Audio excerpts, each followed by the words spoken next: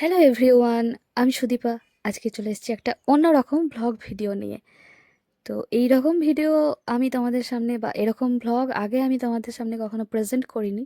তো পুরো ভ্লগটা দেখতে থাকো, আশা করি তোমাদের ভালোই লাগবে। তবে যারা ফেসবুকে এই ভ্লগটা দেখছো তারা আজকে প্রথম আমার ভ্লগ দেখবে, কারণ এর আগে আমি ফেসবুকের এই প্রোফাইলে কখনো ভ্লগ আপলোড করিনি, মানে এরকম বড় ভ্লগ। আর যারা ইউটিউবে আমাকে দেখছো তারা এই ভ্লগটা আজকে প্রথমবারই দেখছো।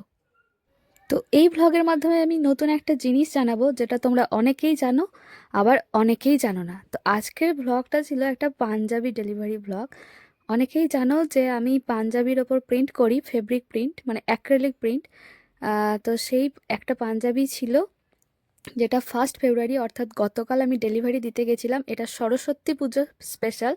আমি শুধু পাঞ্জাবিতে না, আমি কুর্তি, ব্লাউজ, টি শার্ট, কুলো, গাছকৌটো, পিড়ি সব কিছুর ওপরেই কিন্তু পেন্ট করি। অনেকেই জানো, আবার অনেকেই কিন্তু জানো না।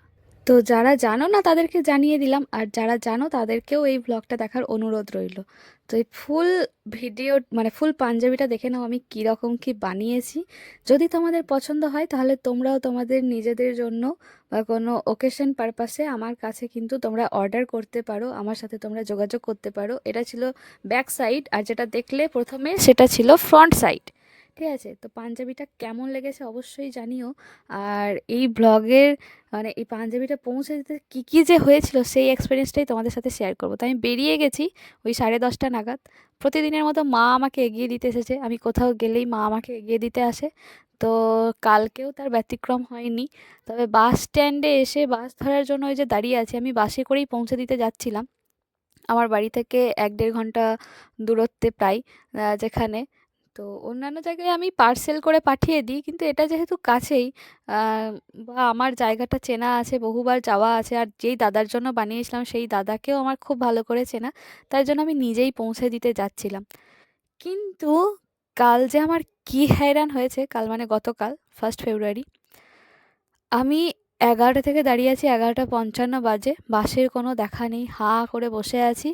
আরও অনেকেই আছে যারা আমার আগে থেকে এসে বসে আছে, এই যে টায়ার্ড হয়ে বসেই পড়েছে, এই কাকুটা, ওই কাকিমাটা, আরও অনেকেই ছিল।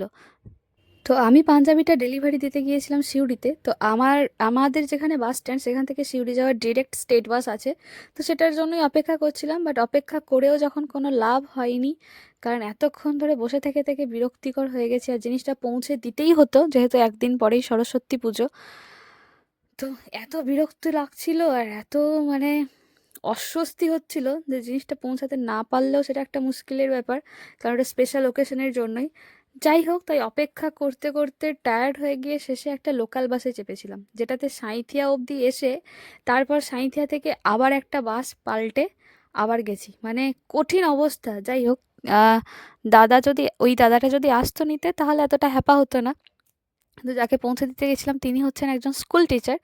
তো তারও কিন্তু স্কুলে কাজ ছিল স্বাভাবিকভাবে। এই যে সাঁইথিয়ায় পৌঁছে দৌড়ে দৌড়ে এই বাসটা ধরেছি, আর আমি রীতিমতো হাঁপাচ্ছি, আমার গরম লেগে গেছিলো। তো জাস্ট সবে বাসটা ছেড়েছে, যেখানে আমার 12টায় পৌঁছে যাওয়ার কথা সেখানে আমি 12টাতে বাসে চাপতে পারিনি, মানে বুঝতে পারছো কি অবস্থা।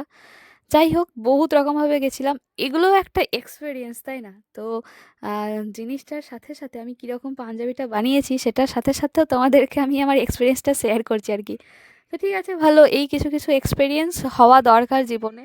তাতে অনেক কিছু আমাদের শিক্ষা হয়, এই সমস্ত কিছু দিক দিয়ে ধৈর্য পরীক্ষা হয়, আরও বহু কিছু।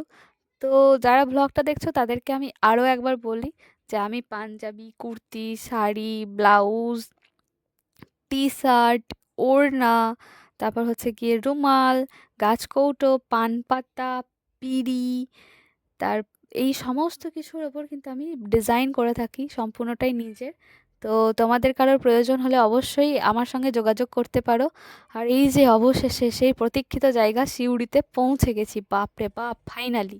কালকে আবার শুধু যে বাস পাইনি, বাস অনেক কাণ্ড করে গিয়েছি তা নয়, জ্যামে জ্যামেও যেতে হয়েছে। তো এই যে দেখো কত সরস্বতী ঠাকুর রয়েছে, এই মায়ের প্রতিমাগুলো দেখেই মন প্রাণ জুড়িয়ে যাচ্ছে, কি সুন্দর, অদ্ভুত। তার সঙ্গে নানা রকমের ফলের দোকানে ভিড়, কত রকমের ঠাকুর, কত সুন্দর সুন্দর। আর এই যে এটাই হচ্ছে সিউড়ির মেন বৈশিষ্ট্য বোধহয়, একমাত্র সিউড়িতেই হয়তো আছে বীরভূমের মধ্যে এই গোল অফিসটা। যাই হোক ফাইনালি পৌঁছাতে পেরেছিলাম। আর যে পাঞ্জাবিটা নিচ্ছে সে অবশ্যই ভালো মানুষ, অনেক দিন ওয়েট করেছিল, তাই জন্য একটা ভালো ফিনিশিং আমি আনতে পেরেছি। আর এই যে যেই টাইমে আসবো বলেছিলাম সেই টাইমে আসতে পারিনি, তাও কিছু বলেনি। তো এই যে আমি এসে এবার সেই দাদার জন্য অপেক্ষা করছি। স্বাভাবিকভাবেই দাদা এতক্ষণ আমার জন্য অপেক্ষা করেছে, এবার আমার অপেক্ষা করা উচিত। আহ, মানে যাই হোক, আমি এসে আর কি ফোন করেছিলাম, অবশেষে উনি এসেছেন। এই যে এনারই ছিল, স্কুল থেকে এসছে দাদা, স্কুলে কাজকর্ম চলছিল সরস্বতী পুজোর। তাই আমি বললাম যে তুমি একবার খুলে দেখো কেমন লাগছে। আসলে দাদা বলেছিল যে ছবি পাঠাতে, বাট আমি পাঠাইনি। আমি বলেছিলাম যে তুমি সামনাসামনি দেখবে, আর সামনাসামনি দেখে বলবে যে কেমন লেগেছে তোমার, ঠিক আছে, বা কেমন কি হয়েছে। তো প্রথমে খুলছিল না, বললো বাড়ি গিয়ে দেখে নেবো, আর তুমি যখন করেছো তখন ভালোই করবে। তারপর বললাম না, একবার খুলে দেখো, তাতে আমারও মন শান্তি হবে।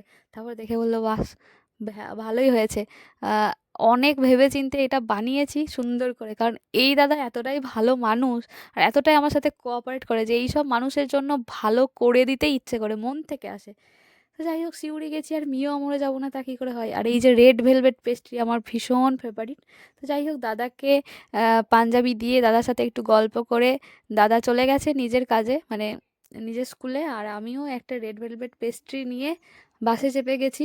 যাই হোক, ঠিক টাইমে যেতে পারিনি, তবে যাই হোক অভিজ্ঞতাটা ভালোই ছিল। পেস্ট্রি নিয়ে এবার যাচ্ছি বাসের দিকে। আসার সময় মানে সিউড়ি যাওয়ার সময় আমি স্টেট বাস পাইনি, বাট বাড়ি ফেরার সময় স্টেট বাস পেয়েছি। এই যে বাস অপেক্ষা করছে, চলো বাড়ি যাই। আর ব্লগটা কেমন লাগলো অবশ্যই জানি।